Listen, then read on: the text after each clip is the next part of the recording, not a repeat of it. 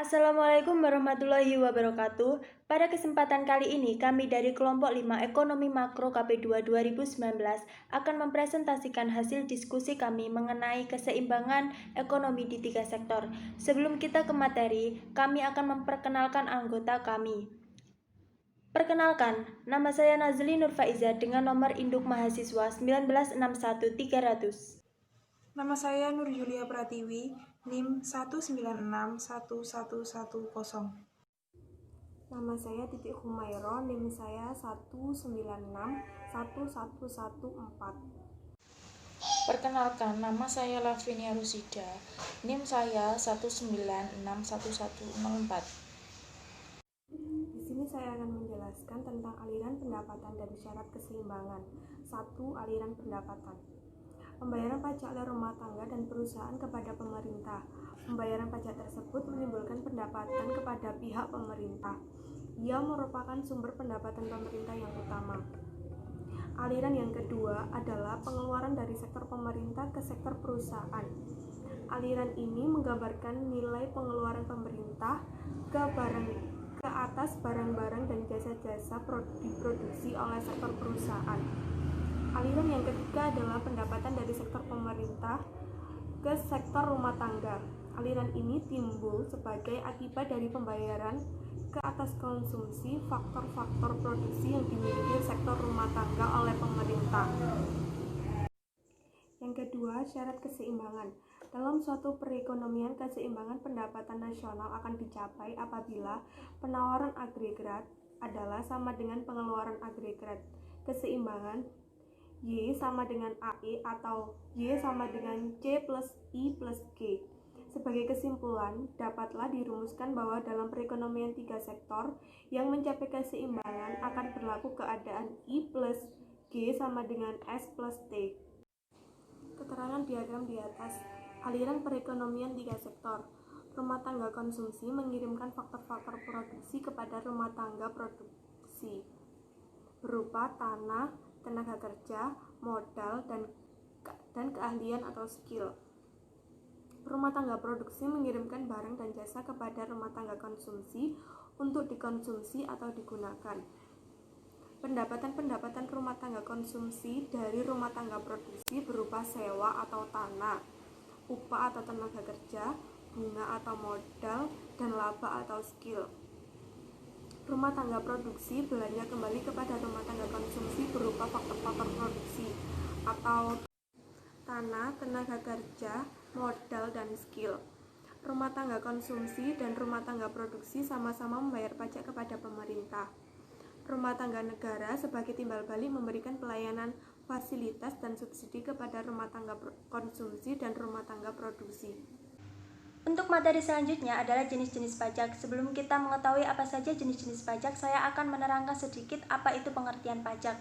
Pajak merupakan iuran wajib yang harus dibayarkan oleh wajib pajak berdasarkan norma hukum untuk membiayai pengeluaran negara guna meningkatkan kesejahteraan umum.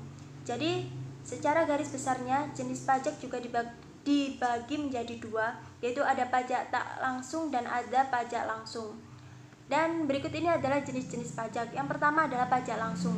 Pajak langsung adalah pajak yang secara langsung dipungut dari orang yang berkewajiban membayar pajak. Contohnya itu membayar pajak kendaraan, sepeda motor atau mobil, itu adalah pajak yang wajib dibayar oleh wajib pajak. Yang kedua ada pajak tak langsung. Pajak tak langsung adalah pajak yang dibebankan oleh pihak lain atau pihak lainnya.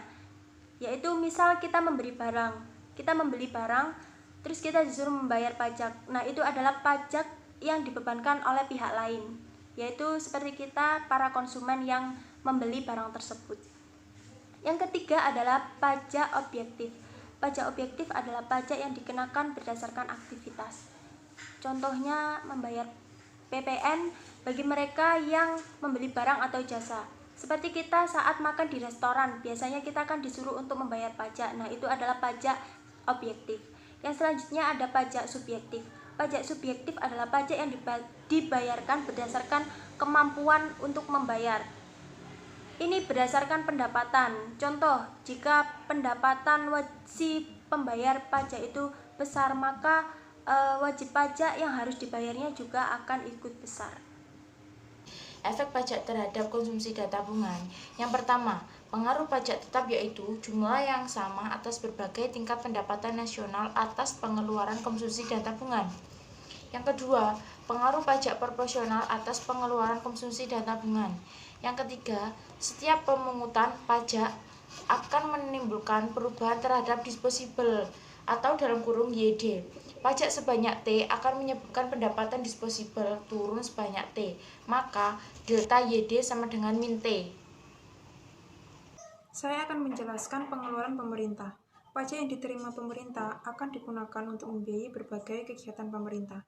Di negara-negara yang sudah sangat maju, pajak adalah sumber utama dari pembelanjaan pemerintah.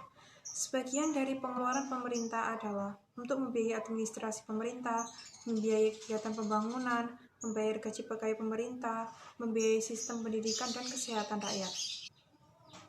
Adapun penentu-penentu pengeluaran pemerintah. Yang pertama, proyeksi jumlah pajak yang diterima. Pembuatan proyeksi mengenai jumlah pajak yang akan diterima. Makin banyak jumlah pajak yang akan dapat dikumpulkan, banyak pula perbelanjaan pemerintahan yang akan dilakukan. Kedua, tujuan-tujuan ekonomi yang ingin dicapai. Mengatasi masalah pengangguran, menghindari inflasi, dan mempercepat pembangunan ekonomi. Yang ketiga, pertimbangan politik dan keamanan. Pertimbangan-pertimbangan politik dan kestabilan negara selalu menjadi salah satu tujuan penting dalam menyusun anggaran belanja pemerintah. Untuk materi yang terakhir adalah keseimbangan dan perekonomian tiga sektor. Di sini yang dimaksud dari perekonomian tiga sektor adalah perekonomian yang melibatkan tiga sektor ekonomi, yaitu yang pertama ada rumah tangga konsumen, rumah tangga produsen, dan rumah tangga pemerintahan.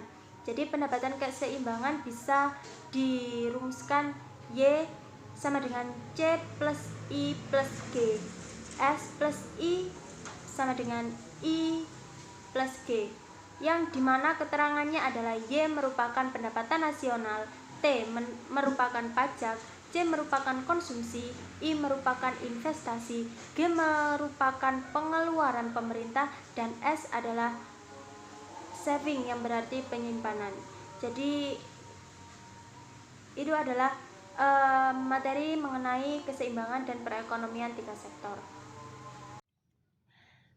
Sekian video presentasi dari kelompok 5. Apabila ada kesalahan dalam pengucapan ataupun penyampaian materi, kami mohon maaf yang sebesar-besarnya. Semoga bermanfaat dan terima kasih atas perhatiannya. Wassalamualaikum warahmatullahi wabarakatuh.